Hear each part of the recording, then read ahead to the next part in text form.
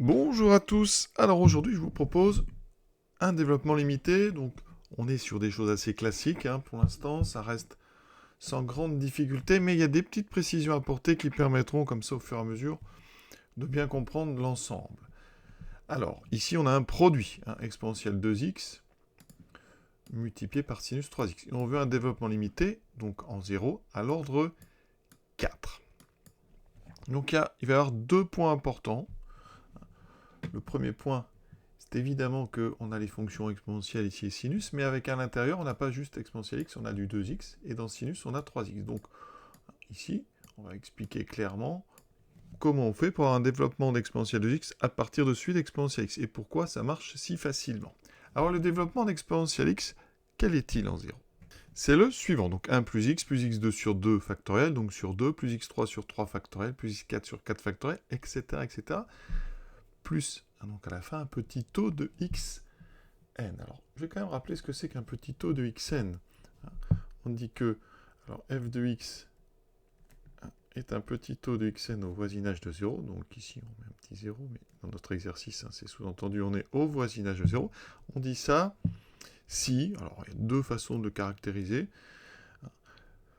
Soit, ça veut dire que f de x peut s'écrire, donc, x puissance n fois epsilon de x avec donc epsilon de x, donc une fonction qui va tendre vers 0 quand x tend vers 0.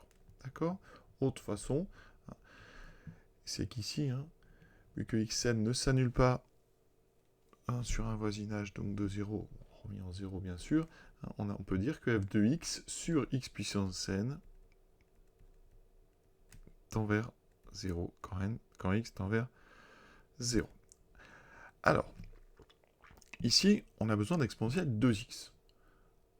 Alors évidemment, qu'est-ce que c'est qu'est-ce qui va se passer quand on remplace dans ce développement limité Qu'est-ce qui se passe quand on remplace x égale 2x dans une telle égalité? Alors, ici, on obtient évidemment exponentielle 2x. Là, on aura du exponentielle, donc on aura pas 1 plus 2x plus 2x au carré. Donc, là, on se dit, bon, c'est très simple, on remplace.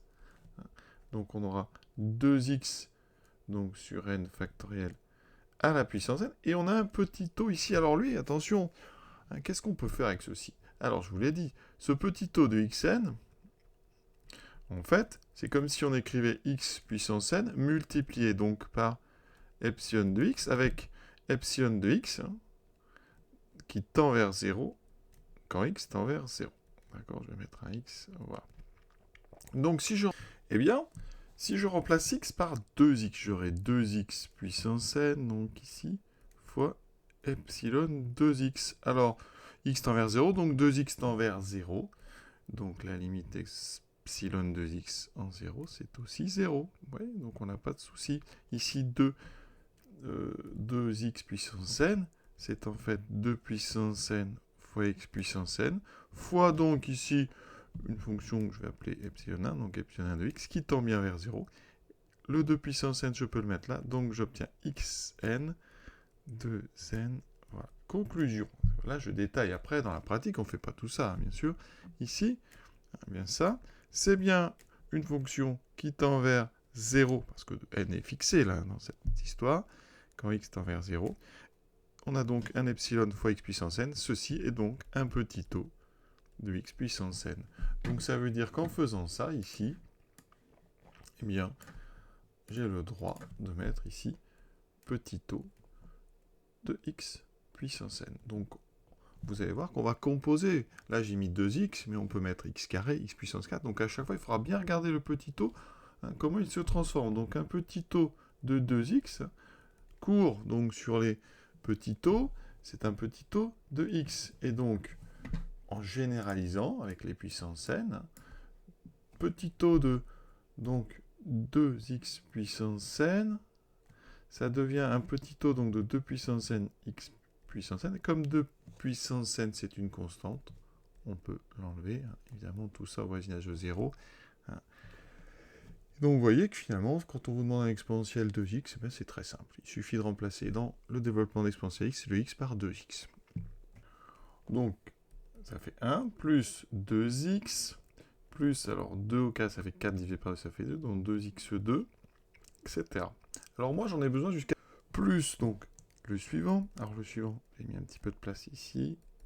Ça sera donc 2x au cube sur 3 factoriel qui vaut 6. Donc 2x au cube, ça fait 8 sur 6, 4 tiers. X au cube. Voilà. Plus. Alors là, je vais mettre le quatrième, mais normalement, on n'en a pas besoin. Vous allez voir, parce qu'on a un sinus 3x. Et que sinus 3x, son DL commence par x. En tout cas, commence par une puissance 1 de x. Il n'y a pas de constante. En tout cas, la constante est nulle.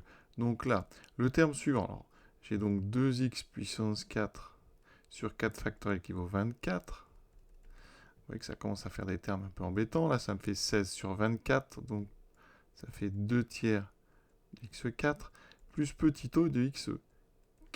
Voilà donc le développement qu'on pourrait donner d'exponentielle 2x. Je regarde rapidement sur GeoGebra. Donc, je tape polynôme.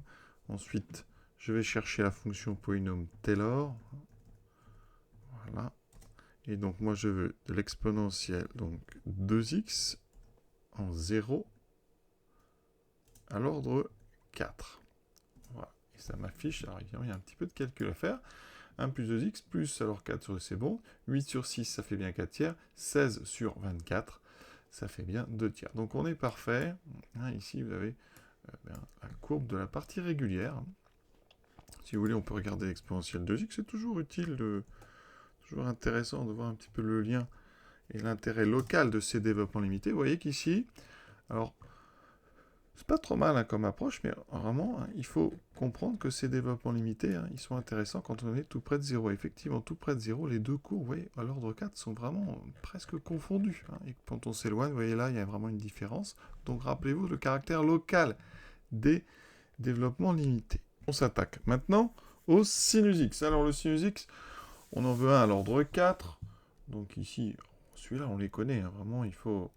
Je vous le remets la formule, mais on sait déjà qu'il n'y a que des puissances impaires, puisque la fonction sinus est impaire. Ça commence par x moins x3 sur 3 factoriel qui vaut 6. Et le suivant, ça sera du x5. Donc c'est pas la peine, puisque nous, on a besoin d'un dl à l'ordre 4 ici, puisqu'on est par produit. Donc ici, on peut s'arrêter et mettre plus petit o de x4. Et on va faire comme pour l'exponentielle. Ici, je vais mettre 3x à la place de x. Donc, pourquoi c'est faisable facilement? Parce qu'un petit o de 3x puissance 4, c'est en fait donc un petit o de 3 puissance 4 qui fait donc 9 fois 9, 80 et puissance 4, et donc c'est un petit o de x4. Il n'y a aucun souci, donc là, j'obtiens sinus 3x, qui est donc 3x, moins, alors ici, 3x au cube sur 6, plus petit o de x4. Alors, on simplifie comme d'habitude, c'est donc 3x, moins, alors 27 sur 6, on divise par 3, ce qui me fait 9 demi de x3, plus petit o de x4. Et effectivement, GeoGebra m'annonce bien 3x moins 27 sur 6, x cube, à l'ordre 4. Maintenant, on veut donc le produit de ces deux développements limités. Ce qui est intéressant, c'est que dans le sinus 3x, vraiment, c'est très très important ici, vous avez ici une constante nulle. C'est normal parce qu'en 0, sinus 3 fois 0, ça fait sinus 0. 3 fois 0, ça fait bien 0. Donc ça, c'est normal. Mais ça a quand même une importance. Parce que quand on va faire le produit donc, de ces deux développements limités, faire le produit, c'est simple, vous écrivez les deux et vous les multipliez.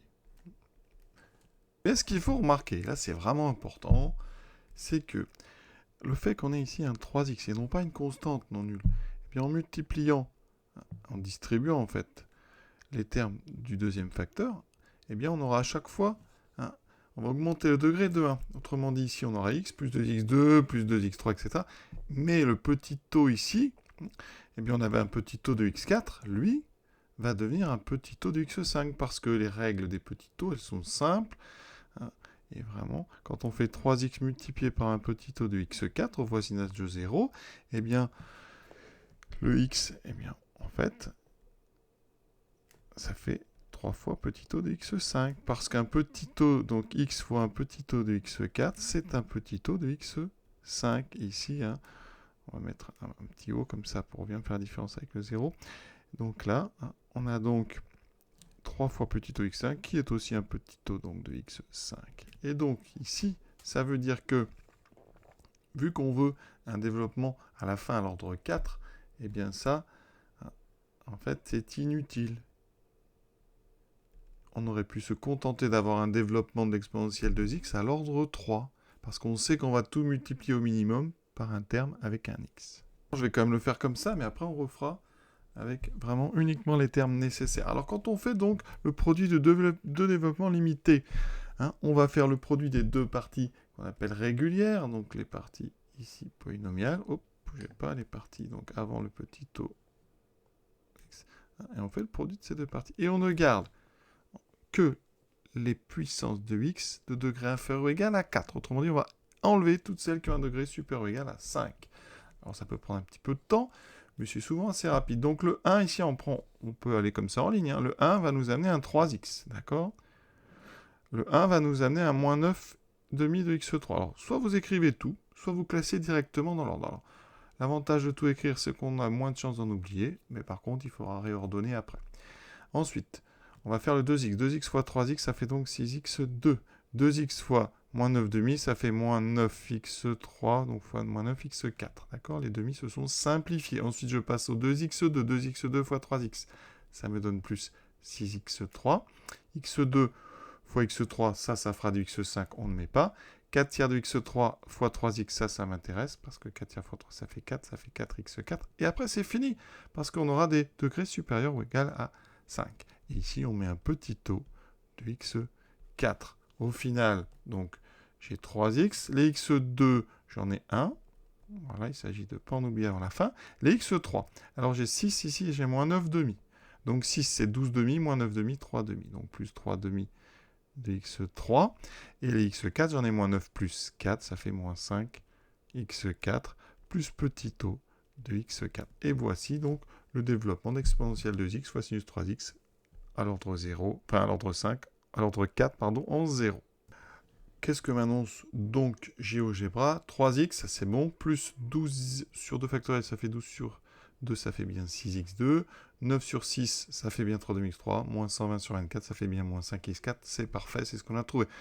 On regarde rapidement, comparaison donc, entre donc, la fonction, la courbe de la fonction exponentielle de x fois sinus 3x, ici, elle est en violet, et celle de notre partie régulière. Vous voyez que, encore une fois, c'est pas du tout les mêmes courbes, mais par contre, quand on se rapproche de 0, on a vraiment ce sentiment qu'elles sont quasiment confondues.